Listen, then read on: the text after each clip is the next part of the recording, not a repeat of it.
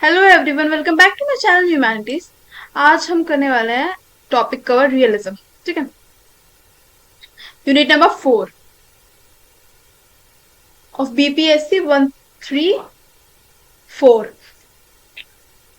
Start करते हैं। Realism के जो मेन अजम्पशंस है वो क्या है? स्टेट क्या है? एक प्राइमरी एक्टर है। ठीक है, इंटरनेशनल सिस्टम में मतलब जो भी इंटरेक्शन हो रही है वो किसके बीच में हो रही है? स्टेट्स के बीच में हो रही है, डिफरेंट डिफरेंट स्टेट्स के बीच में हो रही है। ठीक है, नेक्स्ट पॉइंट है हमारा इंटरनेशनल पॉलिटिक्स का जो मेन डोमेन है वो क्या है? Conflict between and among sovereign states, यानी डिफरेंट जो स्टेट्स हैं उनके बीच में क्या हो रहा है? कॉन्फ्लिक्ट हो रहा है। ये क्या है? एक मेन डोमेन है इंटरनेशनल पॉलिटिक्स का। ठीक है, in its interaction with other states each state seeks to promote. देखो, मेन बात क्या है इस पूरे पैराग्राफ की? ये है कि जो स्टेट है प्राइमरी एक्टर है, यानी जो भी बातचीत, ये जो भी इंटरेक्शन, जो भी कॉपरेशन हो रहा है वो किसके बीच में हो रहा है? स्टेट्स के बीच में हो रहा है। ठीक है, एट ग्लोबल लेवल। उसके बाद क्या है? ये जो इंटरेक्शन होती है स्टेट्स के बीच में, ईच स्टेट यानी जो भी हर एक पर्टिकुलर स्टेट क्या कर रहा है? अपना इंटरेस्ट प्रमोट कर रहा है। ठीक है, यानी अपने लिए जो है, अपना जो है एक तरीके से पीओवी रख रहा है, या जो भी है अपना अपने इंटरेस्ट के लिए जो है वो रिलेशन बना रहा है दूसरे स्टेट्स के साथ। ठीक है, ये अलायंस फॉर्म कर रहा है दूसरे स्टेट के साथ सिर्फ अपने इंटरेस्ट के लिए। ठीक है, और फॉरमोस्ट इंटरेस्ट क्या है? यानी कि जो मेन इंटरेस्ट क्या है किसी भी पर्टिकुलर स्टेट का? वो है उसकी सिक्योरिटी। ठीक है, अपनी सिक्योरिटी को मेंटेन करने के लिए ही क्या करते हैं स्टेट्स? क्या करते हैं? डिफरेंट और मल्टीपल स्टेट्स के साथ क्या बनाते हैं? अलायंस बनाते हैं, अपने रिलेशन जो है अच्छे करते हैं। ठीक है, and expansion of its power, यानी अपनी पावर को एक्सपेंड कर रहे हैं डिफरेंट जो है स्टेट्स। ठीक है, ये क्या फॉरमोस्ट कंसर्न है। अब क्या? International relation anarchic structure. Anarchic structure का मतलब क्या? जहां पे कोई भी सेंट्रल अथॉरिटी नहीं है। मतलब ये मान लो ये मल्टीपल कंट्रीज है। ठीक है, तो इनके ऊपर कोई भी एक सेंट्रल अथॉरिटी नहीं है जो इन सब स्टेट्स को क्या गवर्न करे, है ना। ये सारे स्टेट्स क्या है? सवर्जिन है, सवरेन है और इंडिपेंडेंट है ना। ये अपने डिसीजन खुद ले सकते हैं। तो इसीलिए क्या एक स्थिति बनी हुई है पूरे देश में? सिक्योरिटी डिलेमा, जो कि शायद मैंने यहाँ पे मेंशन नहीं किया ना। हाँ, सिक्योरिटी डिलेमा। अभी सिक्योरिटी डिलेमा का क्या मतलब है? सिक्योरिटी डिलेमा का मतलब ये है क्योंकि कोई भी सेंट्रल अथॉरिटी नहीं है तो सभी स्टेट्स के अंदर एक डर है कि भाई हम पे जो है कभी भी कोई भी अटैक कर सकता है। तो इसलिए सब स्टेट क्या करते हैं? आपस में क्या करते हैं? अलायंस बनाते हैं अपने आप को वॉर जैसी स्थिति से प्रोटेक्ट करने के लिए। ठीक है, और इसी वजह से ही जो डिफरेंट डिफरेंट स्टेट्स हैं वो क्या कर रहे हैं? अपनी मिलिट्री पे वर्क कर रहे हैं, डिफरेंट डिफरेंट जो है वेपन्स बना रहे हैं, टेक्नोलॉजी के साथ चल रहे हैं। टेक्नोलॉजी के साथ जो है क्या अपना जो है, अब आप देख रहे हो फाइटर ड्रोन्स भी आ गए हैं, है ना। तो इस टाइप से क्या है, न्यू न्यू जो है वेपन्स बनाए जा रहे हैं। ठीक है, अपनी पावर को एक्सपेंड करने के लिए। नेक्स्ट है कंट्रोल ओवर मटेरियल रिसोर्सेज। तो कंट्रोल ओवर मटेरियल रिसोर्सेज का सबसे बेस्ट एग्जांपल अगर हम ले तो ये है कि ईरान जो इराक साइड है, ईरान इराक का जो एरिया है, एक सेकेंड, आप ऐसे समझ लो कि ईरान और इराक का जो एरिया है वहां पे सबसे ज्यादा क्या है? ऑयल रिच है ना, rich in oil, oil reserve बहुत ज्यादा है। तो अदर कंट्रीज है ना उस एरिया पे डिपेंडेंट है कि भाई वहां से क्या कर रही है? ऑयल को इम्पोर्ट कर रही है। ठीक है, पेट्रोल हो गया, ठीक है, डीजल हो गया। ठीक है, जहां जिस जो स्टेट में ये रिसोर्सेज नहीं अवेलेबल है तो ऑब्वियसली बात है वो अदर स्टेट पे डिपेंडेंट है उस चीज के लिए। तो ये जो कंट्रोल ओवर मटेरियल रिसोर्सेज है ना, ये भी बहुत ज्यादा क्या हेल्प करता है ग्लोबली, जो इंटरनेशनल पॉलिटिक्स में हेल्प करता है अपनी जो पावर है उसको एक्सपेंड करने के लिए, या अपने आप को जो है ऊपर दिखाने के लिए। ठीक है, क्योंकि फॉर एग्जाम्पल अगर क्राइसिस हुई है ना, अगर ऑयल ऑयल क्राइसिस हो रही है, या मान लो किसी भी कंट्री का वॉर हो रहा है आपस में, या ईरान और इराक के साथ अगर किसी भी कंट्री का वॉर हो रहा है, और आप जो है अगर ईरान और इराक का सपोर्ट नहीं करोगे तो हो सकता है कि जो ये एरिया, जो रीजन है, जो ऑयल ऑयल रिजर्व्स में रिच है, वो आपके साथ कट ऑफ कर दें। ठीक है, आपको जो है ना दे ऑयल, ठीक है, सप्लाई रोक दें। तो इससे क्या है? इम्पैक्ट पड़ता है बहुत ज्यादा। तो इसलिए जो है मटेरियल रिसोर्सेज के ऊपर कंट्रोल से भी क्या पावर इनहेंस होती है। नेक्स्ट है हॉब्स। हॉब्स ने डिस्क्राइब किया मैन को सेल्फिश, रैशनल और कैलकुलेटिंग नेचर का। ठीक है, और यही सब क्वालिटीज उन्होंने बोली कि स्टेट में भी है। स्टेट भी क्या है? सेल्फिश है, रैशनल है और सिर्फ अपने इंटरेस्ट के बारे में सोचता है। ठीक है, इट फील्स इनसिक्योर, यानी हमेशा जो है स्टेट को, सभी स्टेट्स को क्या एक डर बना रहता है कि कभी भी कोई अदर स्टेट उन पे क्या कर देगा, हमला कर देगा। ठीक है, इसलिए जो है स्टेट हमेशा क्या तैयार रहता है, अपने आप को वॉर के लिए हमेशा प्रिपेयर रखता है कि कभी भी जो है कोई भी स्टेट अगर उन पे हमला करे तो उनके पास सफिशिएंट अमाउंट ऑफ आर्मी हो। ठीक है, जो है डिफरेंट जो है वेपन्स हो। ठीक है, टैंक्स वगैरह हो, फाइटर टैंक्स हो। ठीक है, the foremost concern of every state क्या है, सिक्योरिटी, यानी अपनी सिक्योरिटी फॉरमोस्ट कंसर्न है सभी स्टेट का। ठीक है, और अपने सर्वाइवल को इंश्योर करने के लिए क्या करते हैं, पावर को एक्यूमुलेट करते हैं, नए नए जो है फाइटर जेट्स वगैरह क्या बनाते रहते हैं, जिससे जो अदर स्टेट है वो उनसे डर के रहे कि हाँ भाई अगर हम इस पे हमला करेंगे तो ये केपेबल है हमसे लड़ने में। ठीक है, देखो नेक्स्ट है, इसको हम समझेंगे इंडिया और पाकिस्तान के बीच में एक ट्रीटी है, इंडस वाटर ट्रीटी। ठीक है, जिसको भी रिसेंटली जब जो है ऑपरेशन सिंदूर हुआ उससे पहले ही जब फालगम अटैक हुआ इंडिया पे जब किया गया तो उस टाइम पे सस्पेंड कर दिया, अटैक के काफी टाइम बाद। ठीक है, इंडियन गवर्नमेंट ने सस्पेंड कर दिया। तो इंडस वाटर ट्रीटी क्या है, जो इंडस का पानी है, ठीक है, वो इंडिया क्या करता है, कुछ अपने पास रखता है और कुछ अमाउंट में पाकिस्तान की साइड छोड़ देता है। ठीक है, तो ये ट्रीटी साइन हुई थी किस टाइम पे, 1960s के टाइम पे आई थिंक ये ट्रीटी साइन हुई थी। और इस ट्रीटी को किसने साइन कराया था, वर्ल्ड बैंक ने। ठीक है, वर्ल्ड बैंक क्या है अभी के टाइम पे, एक सेकेंड, वर्ल्ड बैंक है ग्लोबल इंस्टीट्यूशन अभी के टाइम पे, जो कि लोन वगैरह प्रोवाइड करती है ना, फॉर ट्रेड पर्पस, ट्रेड वगैरह के लिए क्या करती है, ये रूल्स वगैरह कुछ सेटअप करती है, ग्लोबली है ये, यानी इन जो वर्ल्ड बैंक रूल अगर स्टैब्लिश करेगा ट्रेड वगैरह को लेके, ठीक है, या लोन वगैरह, ठीक है, लोन भी प्रोवाइड करती है वीकर स्टेट्स को वर्ल्ड बैंक, तो सभी स्टेट्स को वो मानने होंगे। ठीक है, जितने भी ग्लोबली वर्ल्ड बैंक के मेंबर है उन सब स्टेट्स को मानने होंगे। तो ये वर्ल्ड बैंक क्या है, ग्लोबल बॉडी है। ठीक है, जिसने इंडस वाटर ट्रीटी कराई थी बिटवीन इंडिया एंड पाकिस्तान। तो अब आपने देखा कि हम उस ट्रीटी को मानते हुए आ रहे थे, बट जब पाकिस्तान ने हम पे हमला किया तो हमने इसको सस्पेंड कर दिया। अब इसका इस स्टेटमेंट से क्या मतलब है, ये मतलब है कि रियलिस्ट का ये मानना है कि states will violate this rule as soon as they are no longer convenient, यानी अगर कोई भी इंटरनेशनल ऑर्गेनाइजेशन कोई भी रूल्स बनाएगी तो स्टेट ना उसको अपने अकॉर्डिंगली फॉलो करेंगे। ठीक है, जब तक हमें ठीक लगा तो हमने वर्ल्ड बैंक की बात मानी और जो है पानी हम जो है पाकिस्तान को प्रोवाइड करते रहे। पर जब पाकिस्तान ने हम पे हमला किया तो हमने अपने कन्वीनियंस के हिसाब से क्या किया, उस ट्रीटी को सस्पेंड कर दिया कि हम नहीं मानते, हमने पानी रोक दिया। ठीक है, तो इनका मानना यही है कि जो है अपने इंटरेस्ट के हिसाब से क्या करता है, स्टेट वर्क करता है। अब नेक्स्ट है classical realism.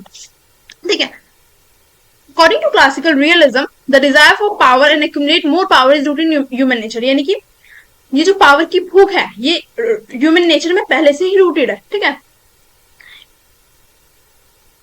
it is understandable that states are continuously engaged in struggle to increase their capability without restraint, यानी कि पहले से ही जो है क्या, जो स्टेट्स हैं वो पावर के लिए क्या है, स्ट्रगल करते आ रहे हैं, यानी वो अपनी पावर को एक्सपेंड करते आ रहे हैं। ठीक है, अपनी कैपेबिलिटी जो उनकी कैपेबिलिटीज है उसको एक्सपेंड करते आ रहे हैं। ठीक है, अभी क्लासिकल रियलिज्म है क्या, ठीक है, ये समझना बहुत इंपॉर्टेंट है, जो कि बुक में नहीं दिया हो तो मैं अपने आप मतलब एक थोड़ा सा एक्सप्लेन कर देती हूँ बेसिक। क्लासिकल रियलिज्म जो इम्फेसिस देता है रोल ऑफ ह्यूमन नेचर पे। ठीक है, जो ह्यूमन नेचर है, जो ह्यूमन कैरेक्टरिस्टिक है ना। अब क्या है ह्यूमन कैरेक्टरिस्टिक्स, ठीक है, जो ह्यूमन कैरेक्टरिस्टिक्स है वो ये है कि ईगोइस्ट हो गया, एक तो ईगोइज्म हो गया। ठीक है, या ह्यूमन नेचर है पावर एक्यूमुलेट करने का। ठीक है, इगोइज्म हो गया या जो है ह्यूमन नेचर पावर को एक्यूमुलेट करने का, तो ये सब क्या है, ह्यूमन नेचर है, जो कि स्टेट में भी सेम है। ठीक है, तो क्लासिकल रियलिज्म जो है फोकस करता है ह्यूमन नेचर पे। अब हम नेक्स्ट देखेंगे particular wars are explained, for example, by aggressive statement or by domestic political system that give greedy parochial groups the opportunity to pursue self-serving expansionist foreign policy। यहाँ पे मतलब ये है कि कुछ टाइप्स के वॉर जो है सेल्फ इंटरेस्ट के लिए किए जाते हैं। ठीक है, सेल्फ इंटरेस्ट के लिए, जैसे ये अभी जो फैलगम पे अटैक हुआ, इंडिया के कश्मीर के रीजन पे जो है अटैक हुआ, ये फैलगम के जहां पे वो टूरिस्ट गए हुए थे उनको मार दिया गया। तो ये जो एक निकल के आया न्यूज में कि जो पाकिस्तान में है बहुत ज्यादा क्राइसिस चल रही है। ठीक है, और वहां की पब्लिक का ध्यान हटाने के लिए जो है जैसे कि आप देख रहे होंगे कि अफगानिस्तान जो है पाकिस्तान से अलग हो रहा है, फलान ढिमकान जो है वहां पे चल रहा है, तो वहां की पब्लिक का ध्यान हटाने के लिए जो है पाकिस्तानी जो आर्मी है उन्होंने, और जो वहां के टेररिस्ट है उन्होंने मिलकर जो है ये चीज प्लान की कि जो आर्मी जो लोग हैं वहां के कॉमन पीपल, उनका क्या हो जाए, ध्यान शिफ्ट हो जाए। तो एक तरीके से जो ये वॉर की गई, वॉर नहीं बेसिकली एक तरीके से जो अटैक किया गया, ये क्या था, सेल्फ इंटरेस्ट था पाकिस्तान की गवर्नमेंट का। ठीक है, ऐसा इंडियंस का मानना है। ठीक है, टीनेंट्स ऑफ क्लासिकल रियलिज्म। अब क्या टीनेंट्स है क्लासिकल रियलिज्म के? पहला है international politics is power politics, यानी कि जो भी इंटरनेशनल लेवल पे पॉलिटिक्स चल रही है वो किसके लिए चल रही है, पावर के लिए चल रही है, ताकत के लिए चल रही है। ठीक है, state egoism and conflict. Man क्या है, जैसे मैंने बताया ह्यूमन कैरेक्टरिस्टिक्स, मैन क्या एक सेल्फिश है और कॉम्पिटिटिव इन नेचर है। ठीक है, सो स्टेट इज सेम। ठीक है, स्टेट भी क्या है, सेम जो है कैरेक्टरिस्टिक्स फॉलो करता है। ठीक है, अब फर्स्ट पॉइंट क्या है, realist accept that no form of world government can ever be establish. देखो रियलिस्ट का मानना क्या था, ये जो क्लासिकल रियलिस्ट थे इनका मानना ये था कि कोई भी जो है वर्ल्ड गवर्नमेंट नहीं बन सकती, यानी जितने भी स्टेट्स हैं, ठीक है, इन स्टेट्स के ऊपर कोई भी जो है एक बॉडी नहीं बन सकती जो उनको गवर्न कर सके। ठीक है, इनका ऐसा पॉइंट ऑफ व्यू था। हालांकि अभी आप देखोगे तो यूनाइटेड नेशन है या और भी अदर अदर जो है अलायंसेस फॉर्म हो रही है आपस में कोऑपरेट करने के लिए। ठीक है, second taking a Q from Machiavelli and hopes description. एक सेकेंड, हाँ, taking a cue from Machiavelli and Hobbes' description of the nature of individual realist view, state as rational calculating guided by self working in कॉरिन यूनिट्स। कॉरिन मतलब alliance जो form करते हैं ना, जो मल्टीपल स्टेट्स हैं आपस में क्या कर रहे हैं, अलायंस फॉर्म कर रहे हैं, ये भी किस लिए कर रहे हैं, अपने सेल्फ इंटरेस्ट के लिए। ठीक है, जितनी भी अलायंसेस फॉर्म हो रही हैं वो अपने इंटरेस्ट के लिए फॉर्म हो रही है। अब उस इंटरेस्ट, कुछ भी इंटरेस्ट हो सकता है किसी भी पर्टिकुलर स्टेट का किसी अदर स्टेट के साथ, या वो ट्रेड के पर्सपेक्टिव से हो, ठीक है, या जो है भाई वो ये जो है पीओवी रख रहे हो कि इन फ्यूचर जो है ये देश हमारा किसी से भी वॉर हुई तो हेल्प करेगा। ठीक है, जैसे आप देखोगे इंडिया और रशिया का जो रिलेशनशिप है हिस्टोरिकली पहले से आप देखोगे तो बहुत अच्छा है। ठीक है, स्टार्टिंग से उन्होंने हमारा साथ दिया है, हमने उनका साथ दिया है। ठीक है, rational state craft serve national interest. तो स्टेट क्राफ्ट का मतलब मैंने आपको पहले बताया था कि ability to influence global affairs, यानी ग्लोबल अफेयर्स को इन्फ्लुएंस करने की एबिलिटी, इसी को हम कहते हैं स्टेट क्राफ्ट।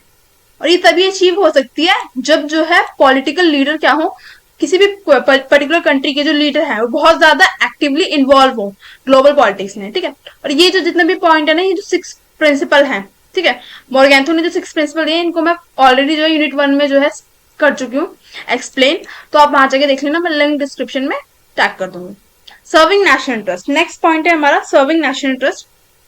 देखो इस पूरे का मतलब, इस पूरे पैराग्राफ का मतलब ये है कि स्टेट जो है अपने नेशनल इंटरेस्ट के लिए वर्क करते हैं, ये हम पहले से पढ़ते आ रहे हैं। ठीक है, तो state should work toward wellbeing of people, यानी कि स्टेट्स को जो है खाली जो है रियलिज्म का मानना ये है कि जितनी भी एथिकल कंसिडरेशन है, एथिकल कंसिडरेशन क्या है कि भाई एक स्टेट को है अपने जो लोग हैं, सिटीजन हैं, उनके लिए काम करना चाहिए। ठीक है, उनकी लाइफ, उनकी लिबर्टी के लिए काम करना चाहिए, उनके प्रोटेक्शन के लिए काम करना चाहिए। ठीक है, रियलिस्ट का मानना यह था जितनी भी एथिकल कंसिडरेशन है should be strictly excluded from foreign policy decision making, यानी कि जो फॉरेन पॉलिसी है, जो ग्लोबल पॉलिटिक्स है, इससे जो जितने भी ये पॉइंट्स हैं मैंने आपको बताया, लिबर्टी, फ्रीडम हो गई लोगों की, ठीक है, यानी जो कॉमन पब्लिक है उसके ग्लोबल पॉलिटिक्स में कोई रोल नहीं है। रियलिज्म का ऐसा मानना था। ठीक है, खाली नेशनल इंटरेस्ट को सर्व करना ही उसका मेन गोल है। ठीक है, power politics does not mean and endless conflict. अब देखो नेशनल इंटरेस्ट क्या हो सकता है, नेशनल इंटरेस्ट बहुत टाइप के हो सकता है।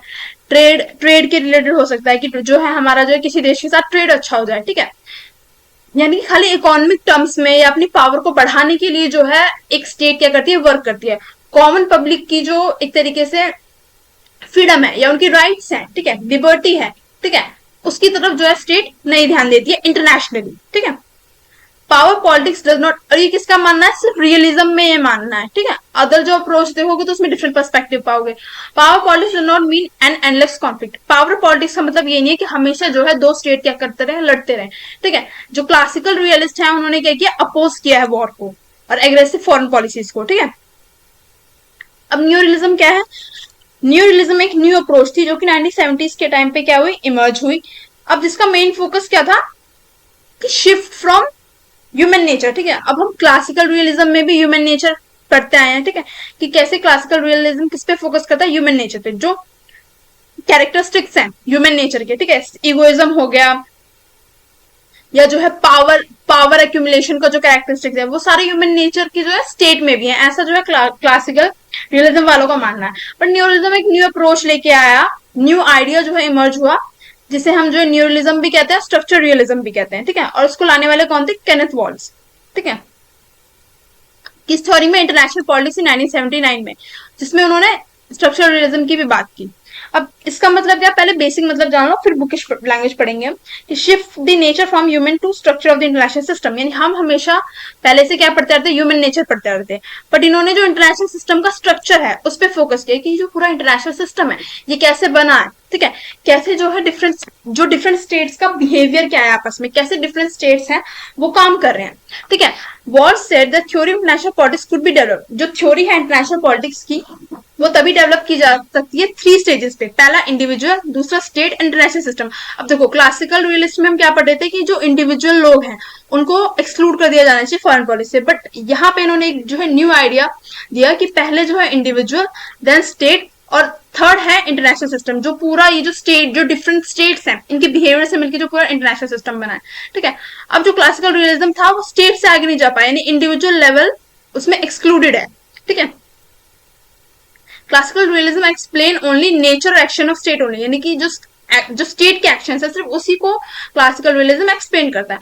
हाउएवर जो वॉल्स है बिहेवियर स्टेट्स का, ठीक है, आपस में कैसे स्टेट्स बिहेव कर रहे हैं, कॉन्फ्लिक्ट हो रहा है, कॉपरेशन हो रहा है, ठीक है, किस टाइप की अलायंसेस फॉर्म हो रही है, जितना भी ये पूरा स्ट्रक्चर है इसको स्टडी करता है इंटरनेशनल सिस्टम, ठीक है। Structure of the international system पूरा स्टडी करता है, किसमें हम स्टडी करते हैं, न्यू रियलिज्म में। Anarchy in the organisational principle of the international system.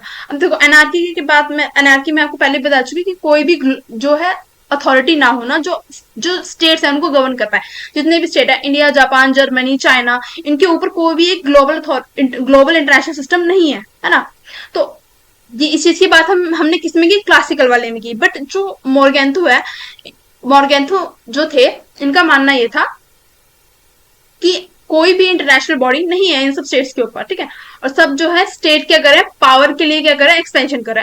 But walls की थ्योरी ने एक कंट्रास्ट आइडिया जो है प्रेजेंट किया। State characteristics cause variable of international outcomes except for the minimal assumption seek to survive, यानी कि power तो expand कर रहे हैं, ठीक है, पावर एक्सपेंशन की यहाँ पे बात की है,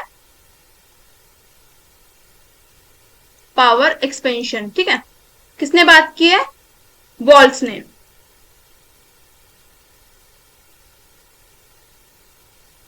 किसके लिए पावर एक्सपेंशन कर रहे हैं स्टेट, अपने सर्वाइवल के लिए, ठीक है, अपने सर्वाइवल के लिए। एक सेकेंड, राइटिंग बहुत खराब आ रही है। आप ऐसे समझ जाओ कि स्टेट जो है किस लिए काम कर रहे हैं, किस लिए अपनी पावर को एक्सपेंड कर रहे हैं, अपने सर्वाइवल के लिए। नेक्स्ट कॉन्सेप्ट है बैलेंस ऑफ पावर का, ठीक है, जो केंथ वॉल्स उन्होंने फोकस जो है ह्यूमन नेचर से शिफ्ट कर दिया था, किस पे, स्ट्रक्चर ऑफ इंटरनेशनल सिस्टम पे, ठीक है। तो अब हम देखेंगे स्ट्रक्चर ऑफ इंटरनेशनल सिस्टम में क्या बैलेंस ऑफ पावर का कॉन्सेप्ट है। The absence of global authority force state to act is self preservation. The balance of power is not result of individual leader but a systematic necessity, ठीक है। देखो अब यहाँ पे मतलब ये है कि जितने भी स्टेट्स हैं, है ना, जितने भी डिफरेंट स्टेट्स हैं, वो सेल्फ प्रिजर्वेशन यानी खुद को बचाने के लिए क्या कर रहे हैं, अपनी पावर को एक्सपेंड कर रहे हैं। ऐसा जो है जो न्यूरलिज्म हम पढ़ रहे हैं इसमें मानना है। बल्कि क्लासिकल में हमने क्या पढ़ा था, जो स्टेट है अपने सेल्फ इंटरेस्ट के लिए क्या कर रहे हैं, पावर को एक्सपेंड कर रहे हैं।